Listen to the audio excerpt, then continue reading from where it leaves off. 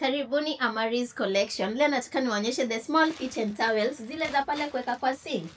Haya, tuko na za 50-50 na tuko na za 80-80. Can you imagine? Aka ka towel 50 Kenyan shilling. Aka white in color 50 Kenyan shilling. Kuna hizo za white na kuna hii yenye iko striped.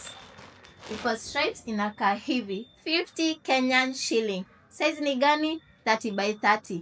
50 Kenyan shilling. So hizi zinakuja na stripes different colors. Kunazo venye unataka, kuna green, kuna pink, kuna blue. Hizo zote ziko, hizo stripes zenye mnataka. Towels za 80 Kenyan shilling. Slightly bigger than hiyo. Sasa niwaonyeshe. Inakaa hivyo na kuna aka ka detail hapa hivi mwisho.